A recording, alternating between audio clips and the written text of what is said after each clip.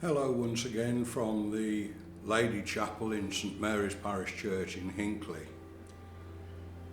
And this time, the thought that I have is more by way of a question. And it's something which actually came up in conversation yesterday with someone here in the church. We were actually discussing the process which here in the Anglican Church is called discernment, and no doubt other churches, other denominations, other faiths have a similar process whereby someone who feels called to a particular ministry within the church goes through this process of discernment, a process whereby they are assessed to see that they have the calling, that they have the capability to undertake the role to which they feel they've been called. And the person concerned yesterday said to me, well, is this just a case of the bureaucracy of the church going over the top? He said, I cannot recall in the Bible Jesus going through a process of discernment when he chose his disciples. So how come we need to do it nowadays? Or is it just the bureaucracy getting in the way of people becoming ministers in whatever ministry they happen to feel called to within the church?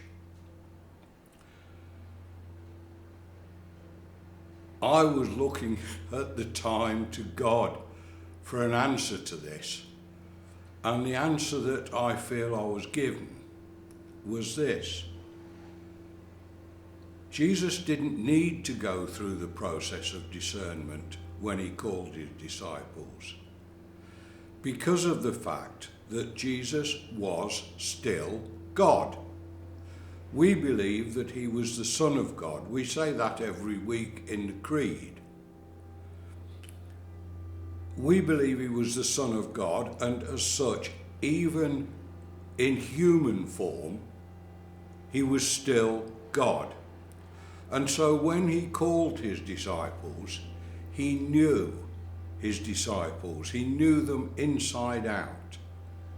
He knew them from their birth right the way through to their eventually passing on into glory. He even chose tax collectors. He chose fishermen. In future, I want you to be fishers of men, he said, rather than fishers of fish.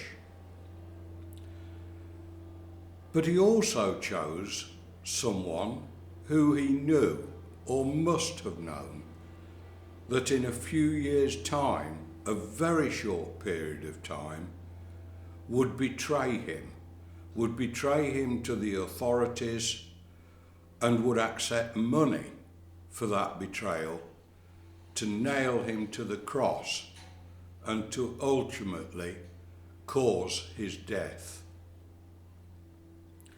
So my answer to him was, Jesus is still God, and as such, he would have known the character of his disciples. And so I just leave this thought as we approach Easter and as we approach Maundy Thursday, Good Friday, and then the joyful Easter day itself, which is, when all's said and done, the pinnacle of the Christian year. It's the rising from the dead, the resurrection. Without the resurrection, there would be no Christian faith as such. But I just leave this with you, that Christ was human, but he was more than human, he was also God. And so a process of discernment, as I said to this person yesterday, would not have been necessary when he called those 12 disciples to him. Amen.